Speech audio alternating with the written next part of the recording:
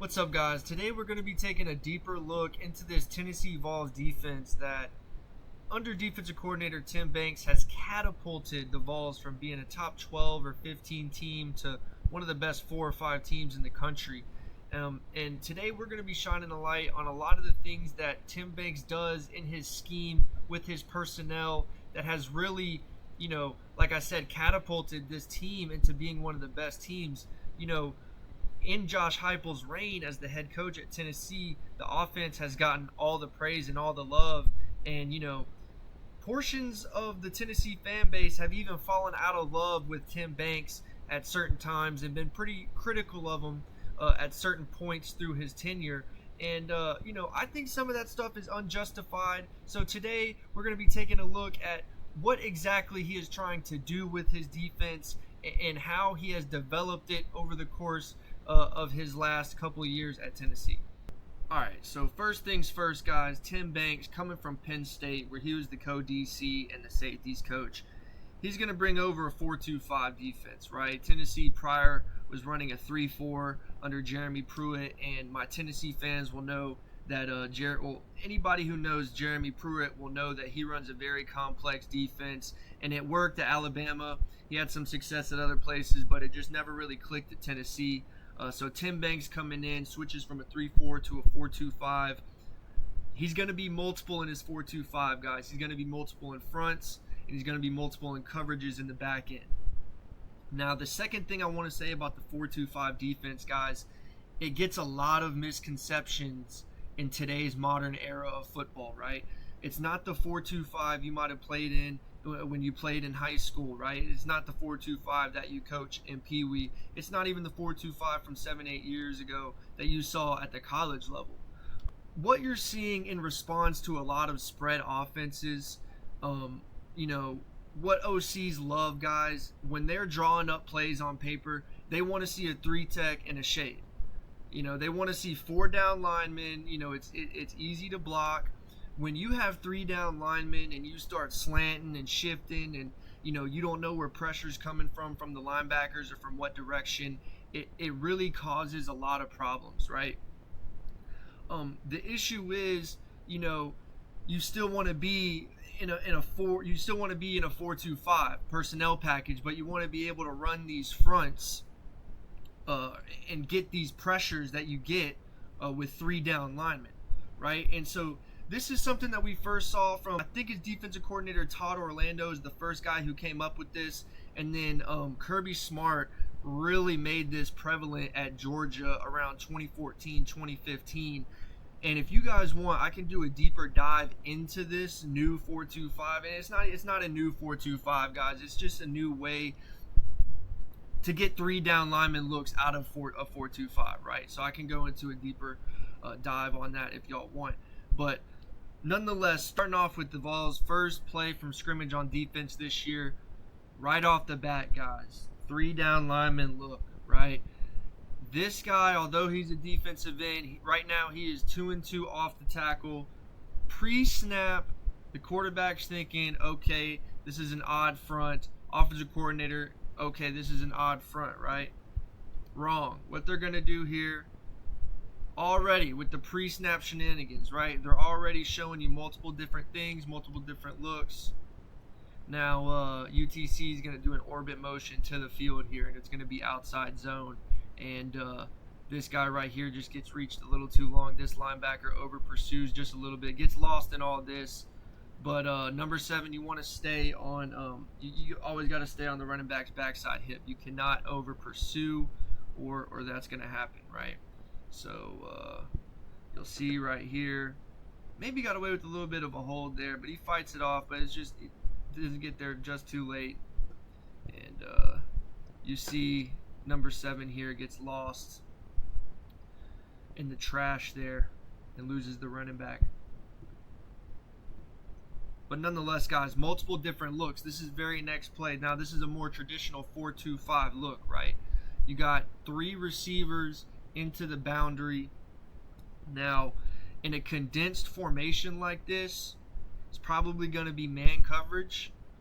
But in some of the defenses I've been a part of, trips into the boundary was a cover 3 check, But nonetheless, right here, front-wise, you got a more traditional 4-2-5, a 3-tech, a shade, with the two linebackers obviously shifted over because of this H-back here and what looks, I don't know if that's a 50 or a 40. I can't really tell the alignment here of these linebackers, but a more traditional 4-2-5 nonetheless. Now let's see what we got here. All right, so boom. First off, we got motion from the outside receiver from the boundary, going from a 3-by-1 uneven pass strength to a 2-by-2. Now the pass strength is changing from the boundary to the field side, right? Because you wouldn't really classify this guy as he's more of a tight end, right? So you got two receivers to the field side, which is much more space. So the pass strength is shifting, and you got this guy following, right? So you got the DB following, so it's going to be man coverage here.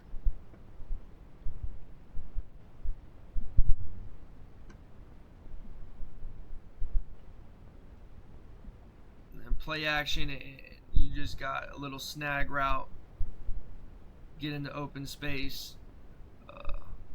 Nice pitch and catch there for the second play. But multiple fronts is what you're seeing, guys, already just in the first couple of plays of the game, right?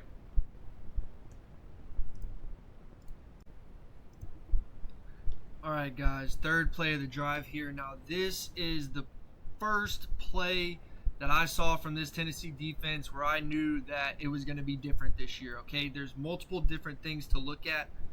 Starting off, offensive formation. They're in the exact same formation as they were last play. We are also looks to be in a 32I. Who cares about the linebackers alignments? We're going to get motion again, okay? So and we're getting a following again. So same, we're in man coverage again, fly motion, and boom, off the snap, guys. The running back hasn't even gotten the ball yet. Look at how far this O-line has been moved back, right? I mean, just look at this through the first 2 seconds. Boom. Moved back, right? This is the difference of Tennessee defenses in years past to Tennessee defenses now, is this aggression and this domination on the line of scrimmage. This has become a norm. Interior D lineman for Tennessee, Big Omari Thomas, Omar Norman Lott. These guys are not just big, not just big but skilled, but not just big and skilled, but also veteran interior D linemen that they're used to this, guys, and this has just become the identity of this Tennessee defense, is domination on the line of scrimmage. Look at how fast these linebackers flow to the ball, and that's not even the most beautiful thing, guys, right? So watch these linebackers, how fast they flow to the ball, right? Beautiful speed to the football, but I want you to watch this guy right here. Now, there's a couple guys on this defense that are my big hitters, right? That are my big hitters, okay? Now, one of my big hitters, guys, is number 42, right? This guy right here, Tyree West. This guy, I don't know what kind of W that is. Tyree West, remember the name, okay? All this talk about Joshue Josephs and James Pierce. Tyree West is a big hitter. This guy is a mean SOB, right? And that's something that in today's game you don't see as much of, okay? And Tennessee has a couple of guys that are just some mean SOBs, and that is my favorite thing about this defense, guys. They play pissed off, right? Let's take a look at this play in full speed and just see this guy. He is playing on the backside defensive end here, right? Into the field, backside defensive end, unblocked. Boom! Sorry, guys, that kind of stuff just gets me hyped up. Trailing from the backside, pursuing from the backside, forcing the fumble with the big hit. Sudden change early on the first drive. What do good defenses do, guys? Takeaways. Takeaways, guys.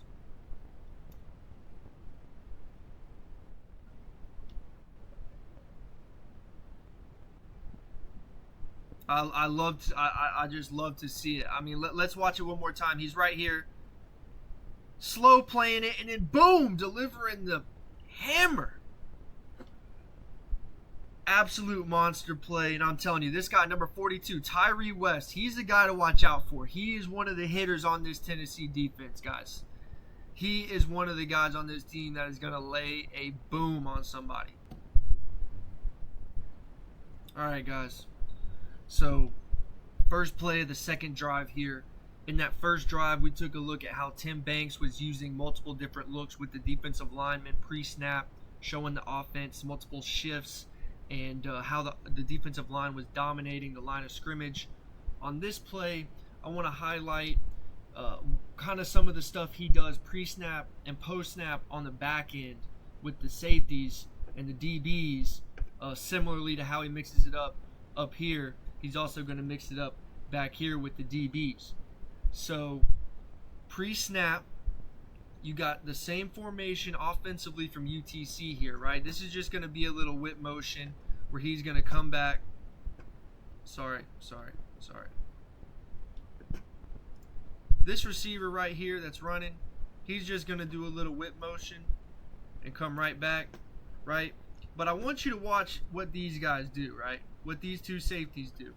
Because when you're looking at this from the quarterback's perspective, right, like he's looking at this defense, he's diagnosing this defense.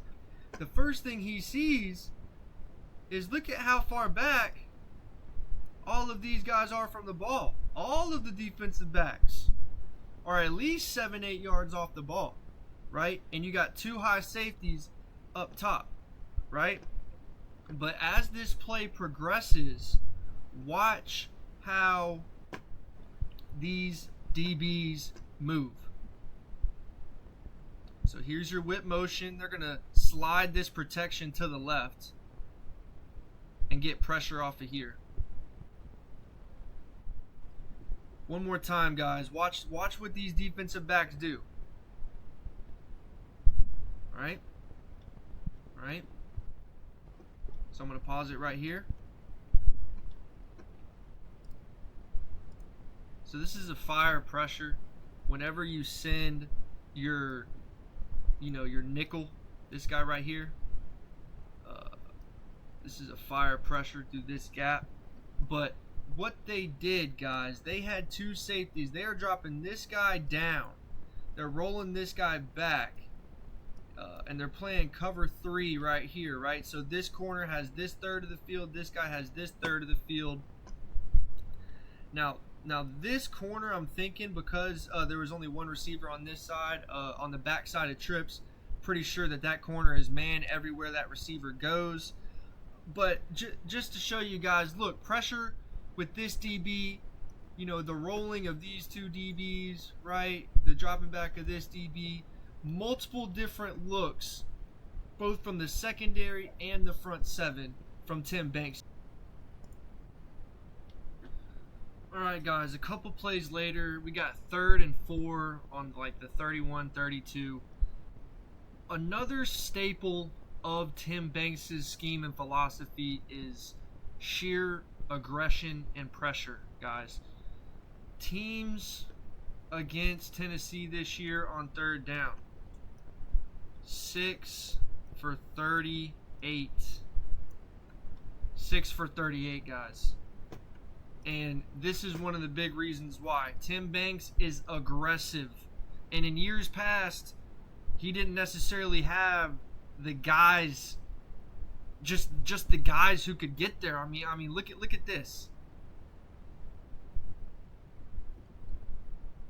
I mean, UTC's resorted to chopping. They don't know what to do. But good pressure there. Alright, guys, so very next drive, 1st and 15 after a false start. This is one of the things I was talking about earlier with the defensive line and the veterans that they have up front and the development that they've gone through being in this program for multiple years. and being multiple year starters, you're going to see something that I haven't seen from number 21, Big O, Amari Thomas. He's going to be right here. Maybe he's right here. He's one of these two interior linemen. But once again, pointing to the aggression, guys, this is the very next defensive play after that 3rd and 4 where they blitz. And they're going to blitz on 1st down here. All right, so what we're going to do here, James Pierce, number 27. A lot of people have been saying, oh, you know, this guy, he hasn't been getting any sacks. Where are the numbers? Guys, when you have a guy like this, the entire offense, the entire protection has to account for this guy, right? With that being said, we're going to use him as a disguise here. We're going to drop him back into coverage. We're going to send this nickel. We're going to send this linebacker. But watch this play by Big O, Big Amari Thomas here. Doesn't get through on the pass rush, but gets the swat.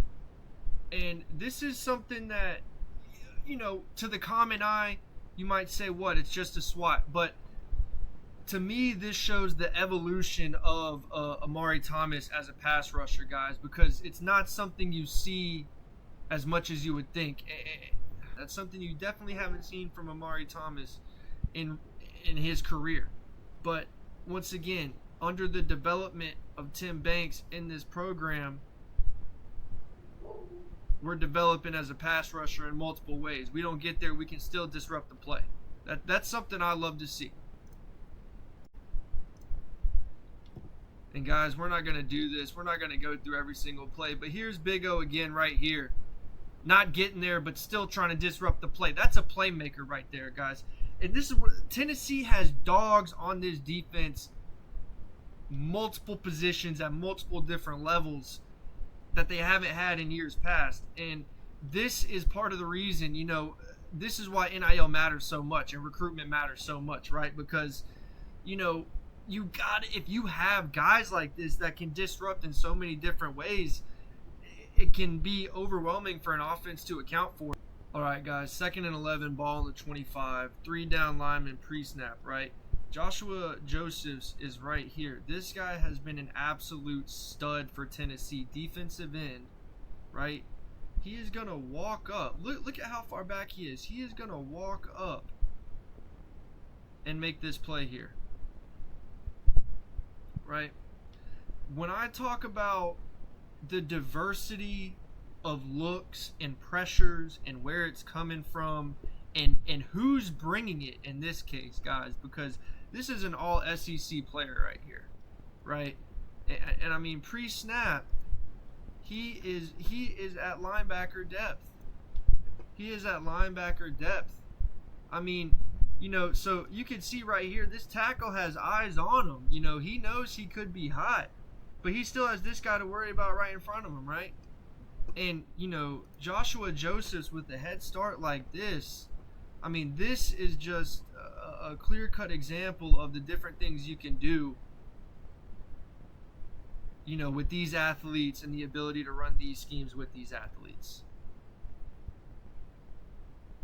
And this is regardless of the opponent, guys. A lot of critics will say that too, you know, but this is scheme right here. This is all drawing up who you want sending pressure, how you can get them, you know, the best matchup, the best chance to win. Okay, this is NC State, week 2, and, you know, this game, a lot of people were hyping up NC State's O-line, saying that this was going to be, at the time, at least, a pretty good test, litmus test for Tennessee to see where they were at. Nonetheless, this is still early in the game when NC State had a lot of hype and momentum still. First drive of the game, they've converted on, I think, 1 or 2 first downs already, or 1 or 2 first downs already. But I want to highlight a couple of the weaknesses of this Tennessee defense, and it always has been, at least in the Tim Banks era, and that is the secondary in the case that the pressure doesn't get there. So what we're gonna have here, we're gonna have a double A gap look, I think. Yeah, so double A gap pressure look, and then they're going to drop out of it, okay? I'm going to slow this down. 3rd and 6, you're pretty much thinking, you know, this is going to be pass right here, right? So We're showing blitz. We're showing all these people on the line of scrimmage, right? All these white and orange jerseys on the line of scrimmage. We're going to drop these guys back and bluff the pressure and play zone, right?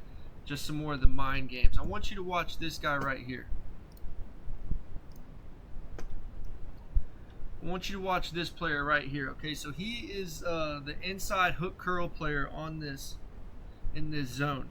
His job is to, force a collision with this guy, force him off his pattern, off his route, right? And then get his eyes onto receiver number 1 and receiver number 2, right? In a zone defense, common misconception, you're not dropping to a spot, right? You have a designated area that you are supposed to cover, yes, but you're looking for players in that area to cover, right? So watch this player right here. He does a good job of getting a collision on the inside receiver. And then look at where his eyes go. And that's an arm tackle right there while we're at it.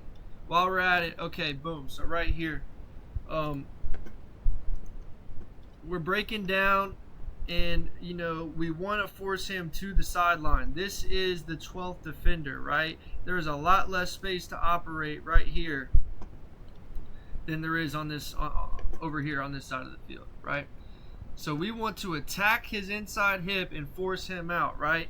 By doing that, our head and our helmet is going to cross this guy's body on this way, right? We want to cross his body with our helmet, so that way this doesn't happen, where we are tackling this guy completely with our arm. Now, this receiver against NC State, you might be able to bring him down. Well, I don't even think he actually brings him down, but you play Georgia, you play LSU, you play Alabama, they're going to run through those arm tackles, right? So that's a minus on that. But the original point I was trying to make is you don't drop just to a specific zone in coverage, man. You're trying to pick up receivers in that area, right? 2nd and 6, ball a little past the 50. Another staple of a good defense, guys, is hats on the football, right? Boom. Look at all those hats going towards the ball, right? And, as a defensive coordinator, you're going to want to see these guys come in and get in on the action a little bit too. Let's see. Boom, and they do, right? But going back to the start of this play, we're going to take a look once again at the pressure. James Pierce here. This is the guy, right? Boom. He makes him look silly, dude. This is why you don't reach, man.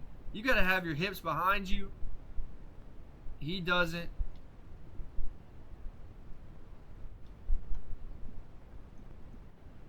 But look at this pressure, guys. I mean, look at this, man. Line of scrimmage right here, right?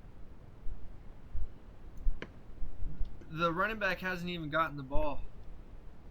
James Pierce beat his guy. This left tackle is stuffed. This guy has his split the double, right? This is the textbook pressure and domination of the line of scrimmage that you've come used to seeing with Tim Banks at the helm with this Tennessee defense, guys. All right, guys, I think I'm going to make this the last play, but this brings me on to one of my other hitters, star dogs on this team. Linebacker, number 11, Keenan Pili. This guy is 26 years old, okay? And he has the instincts that you need from an elite linebacker. That's one of the key traits that make up a great linebacker is instincts, guys, right?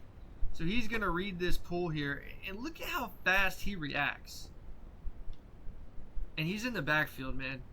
Quick, fast, and in a hurry, right? And he's just laughing. He knows it's going to be a long night for these linemen. Look at how fast he gets through, man. Splits the pullers.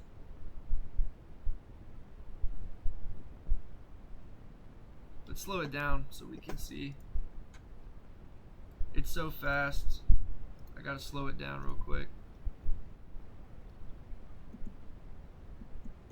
Good down block by this guard here. Look at this massive hole. If you were to pause it right here as an offensive line coach, you're thinking that this play is at least going to get a first down. You're trusting your running back to make a play on this safety right here.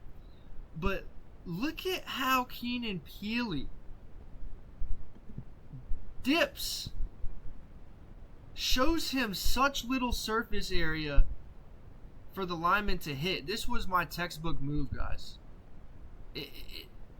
The payoff for Keenan Pili here is just tremendous, guys. And this type of instincts and this type of athleticism you can't teach. Like I said, he's 26. He's got the reps. He's got the experience. This Tennessee defense, guys, they're tough. They're mean. They're big. They're a veteran group.